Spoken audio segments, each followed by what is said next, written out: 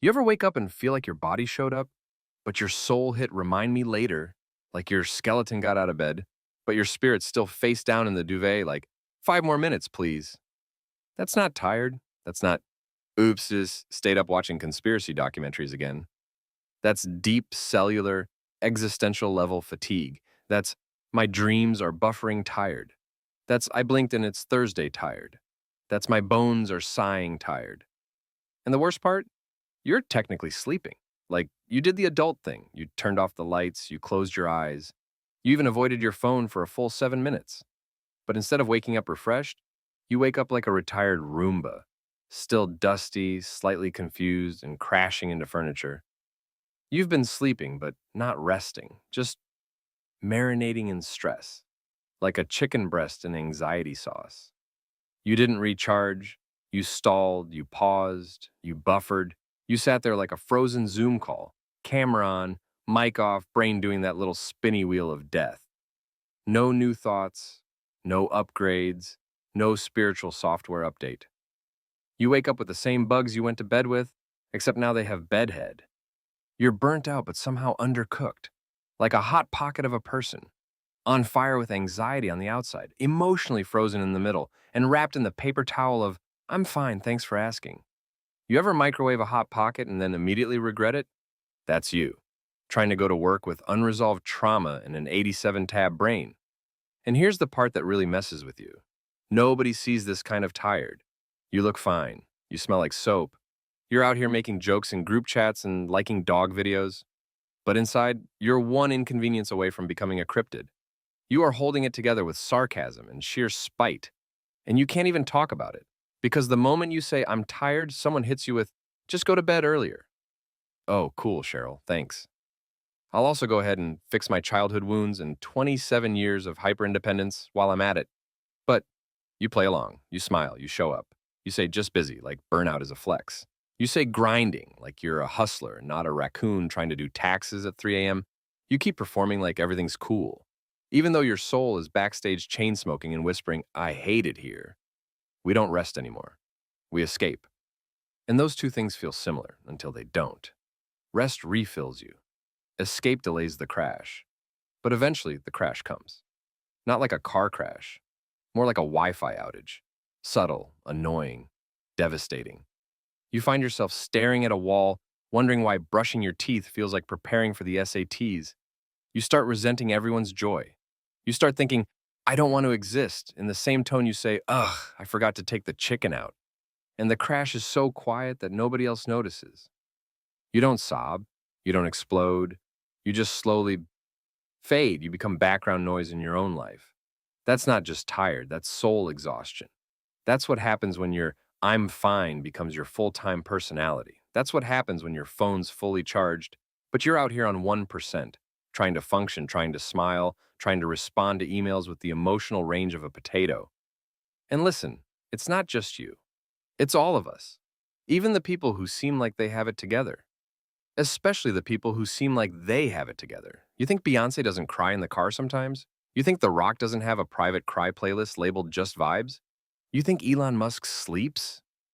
He doesn't. That man runs on vibes, memes, and weird Mars ambition. Even your heroes are fried. Simone Biles had to step back and say, hey, I need to rest. And the internet acted like she asked to cancel Christmas. Lady Gaga had to pause her tour because her nervous system was like, girl, we are done. Jim Carrey said, depression is your avatar, tired of being the character you're playing. And half the world said, whoa, and then immediately went back to pretending everything's fine. We keep ignoring the signs. We double tap the quotes. We repost the wisdom. We wear the self-care Sunday shirts. But do we actually rest? Nah. We doom scroll. We binge. We shop for things we don't need to distract from the fact that we feel like ghosts with Wi-Fi. Because resting, truly resting, requires you to feel.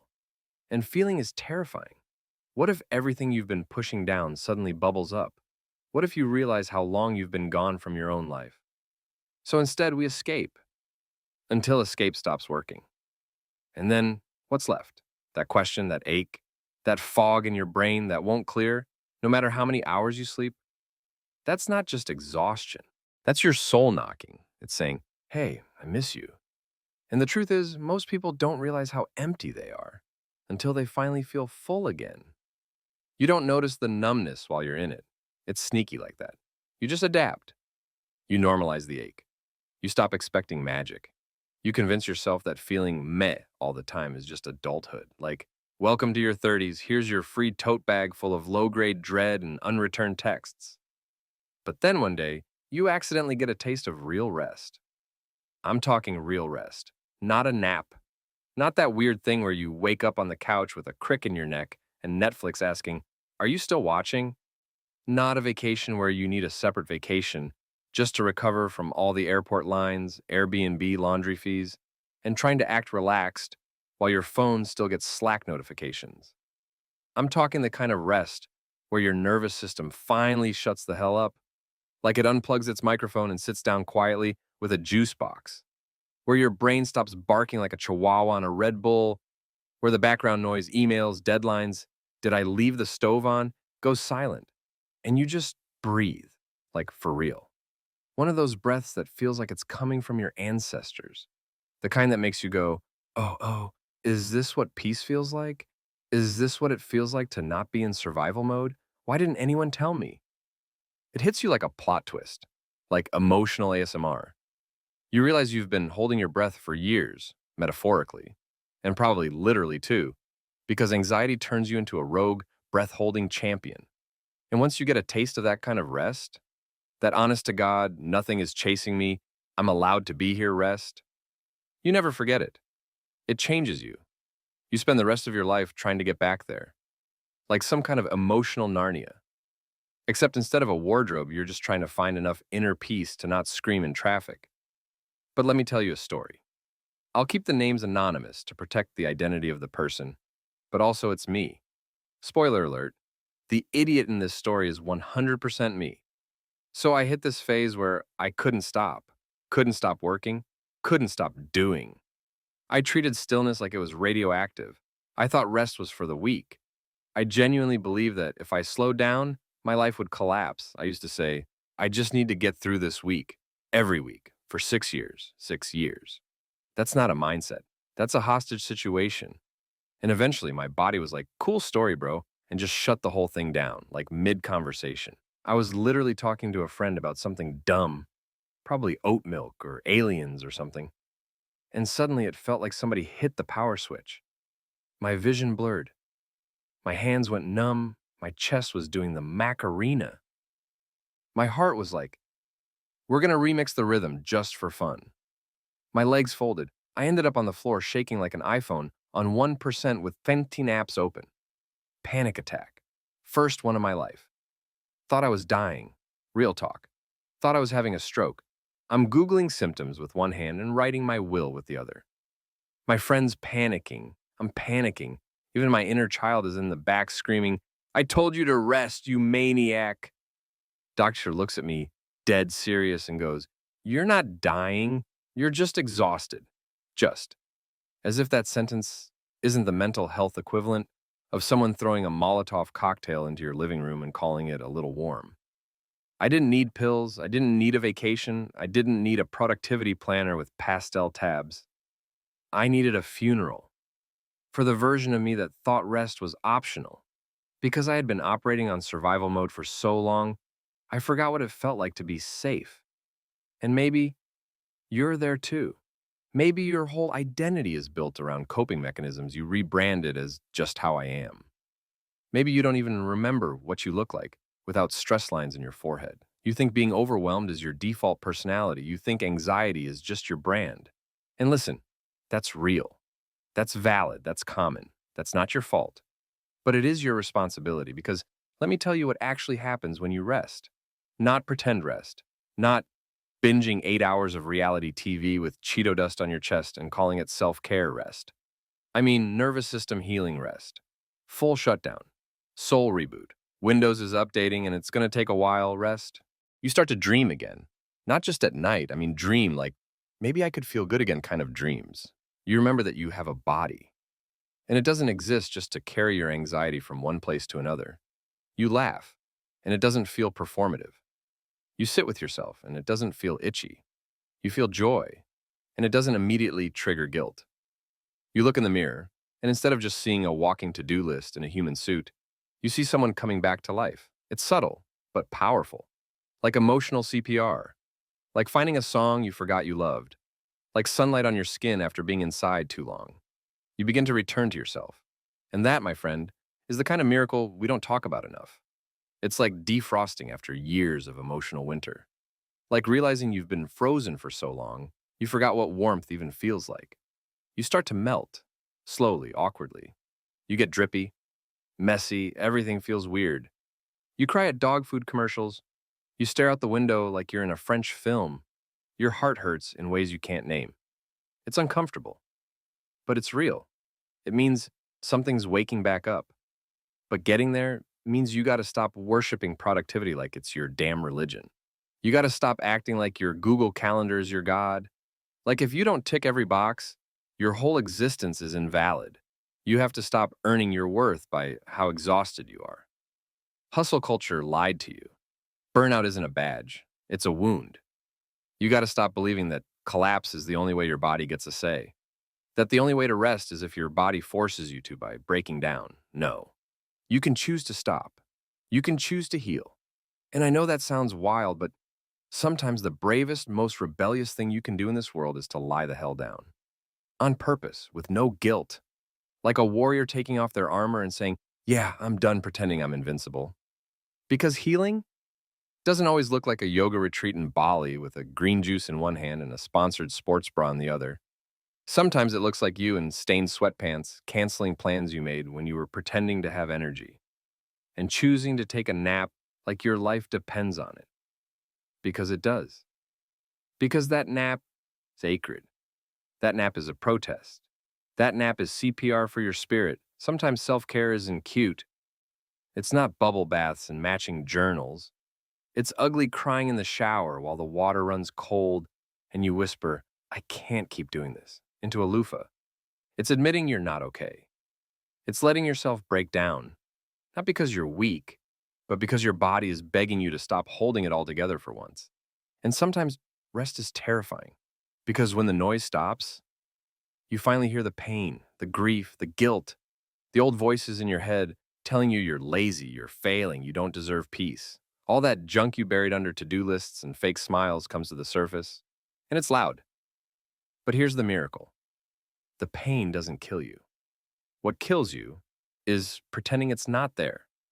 So let it rise. Let it come up like a bad burp of truth. Let it be messy. Let it move through you like a storm. That's what rest does. It clears out the emotional junk drawer. It airs out the parts of you that have been living in the dark. It makes room for joy, for stillness, for you. You are not lazy. You are healing. You are not broken. You are rebuilding. You are not behind. You are resting for the kind of life that doesn't require you to constantly escape it just to survive it. And if you don't believe me, ask yourself this. What if the reason everything feels off is because you've been missing from your own life? What if this numbness isn't failure and it's a signal? What if you don't need to do more? You just need to come back to yourself. Because listen to me, really listen. Your worth is not measured in hustle. Your value is not tied to your output. Your rest is not a luxury. It is not a reward. It is not something you have to earn after suffering. It is a damn necessity because no one wants to live a life that looks good on Instagram but feels like slow death on the inside. You don't need another productivity hack. You don't need 5 more life goals and a cold plunge tub and an optimize your morning routine video. You need a nervous system reset. You need to stop sleeping in a burning house and calling it fine. You need to stop mistaking tension for strength, anxiety for ambition, collapse for normal. You need to make rest sacred again. So I dare you. I dare you to rest like your life depends on it. Because it does.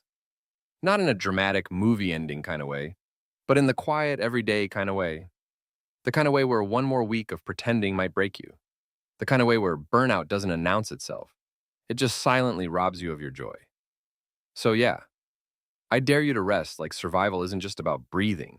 It's about being, about feeling, about actually being alive in your own body.